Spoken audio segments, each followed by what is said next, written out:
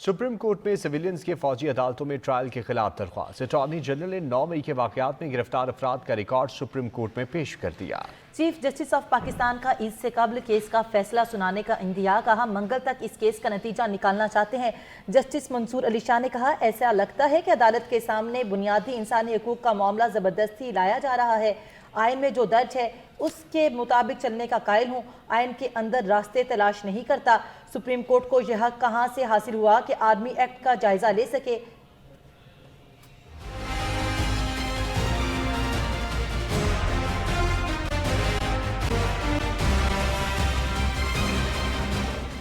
फौजी अदालतों में आम शहरियों के ट्रायल के खिलाफ दरखास्तें चीफ जस्टिस की सरबराही में 7 रुकनी लार्जर बेंच ने समाअत की। सिविल सोसाइटी के वकील फैसल सदीकी ने कहा कि सिविलियंस के आर्मी अदालत में ट्रायल होते रहे हैं। आर्मी एक्ट के तहत मखसूस सिविलियंस का ट्रायल खिलाफ आइन है। जस्टिस मंसूर अली शाह ने कहा फौजी अदालतों में ट्रायल तब होता है जब बात कौमी सलामती की हो। जस्टिस यहिया आफरीदी ने कहा पहले अटॉर्नी जनरल को बताने दें कि असल सूरत हाल क्या है। चीफ जस्टिस ने कहा बेहतर होगा तमाम वकला अपने दलाइल मुकम्मल कर लें, फिर अटॉर्नी जनरल को सुन लेंगे। हो सकता है अटॉर्नी जनरल कल मांगी गई तफसीलात पर आज बयान दे। जस्टिस मंसूर अली शाह ने कहा जस्टिस यहिया दुरुस्त कह रहे हैं, हमें पहले हकीकत को जानने की जरूरत है। ये बताएं कि किस तरीके कार के तहत ये तमाम गिरफ्तारियां की गई हैं। जस्टिस आयशा मलिक ने वकील को मुखातिब करते हुए कहा हो सकता है जिन लोगों को मिलिट्री कोर्ट्स के हवाले किया गया उन पर इल्जामात की नौइयत अलग हो। आप सिर्फ मफरूजे पर कह रहे हैं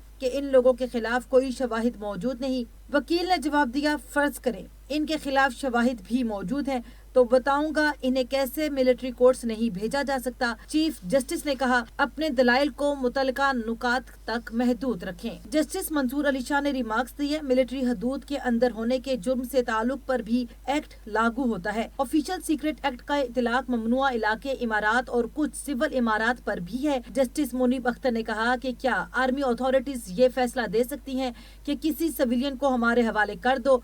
अगर एक शख्स का सिविल कोर्ट में मुकदमा चल रहा है तो क्या फौज इसकी हवालगी का मुतालबा कर सकती है। इंसदादे दहशतगर्दी अदालत ये भी कह सकती थी कि हम सिविलियंस को मिलिट्री कोर्ट के हवाले नहीं कर रहे। जस्टिस इजाजुल एहसन ने कहा सिविल और मिलिट्री अदालतों के दरमियान तनाजा विफाकी हुकूमत हल कर सकती है। चीफ जस्टिस ने कहा इस केस में कौन से सिविलियंस की बात हो रही है। सिविलियंस तो रिटायर्ड फौजी अफसरान भी हैं। कानून में ये क्यों दर्ज है कि सिविलियन का फौजी अदालत में ट्रायल हो सकता है। जस्टिस मंसूर अली शाह ने कहा ऐसे लगता है कि अदालत के सामने बुनियादी इंसानी हकूक का मामला जबरदस्ती लाया जा रहा है। आइन में जो दर्ज है उसके मुताबिक चलने का कायल हूँ। आइन के अंदर रास्ते तलाश नहीं करता। जब आइन इजाजत ही नहीं देता कि आर्मी एक्ट का जायजा ले सके तो कैसे फैसला करें कि ये ठीक है या गलत। सुप्रीम कोर्ट को यह हक कहाँ से हासिल हुआ कि आर्मी एक्ट का जायजा ले सके। आर्मी एक्ट में जो कुछ भी है हमें इसका जायजा लेने की इजाजत नहीं है। जस्टिस इजाजुल एहसन ने कहा आर्मी एक्ट के तहत ट्रायल में बुनियादी हकूक को मुअत्तल किया गया है। सिविलियन को बुनियादी इंसानी हकूक के तहत तहफ्फुज हर सूरत हासिल है। जस्टिस मुनीब अख्तर ने कहा मखसूस हालात में आर्मी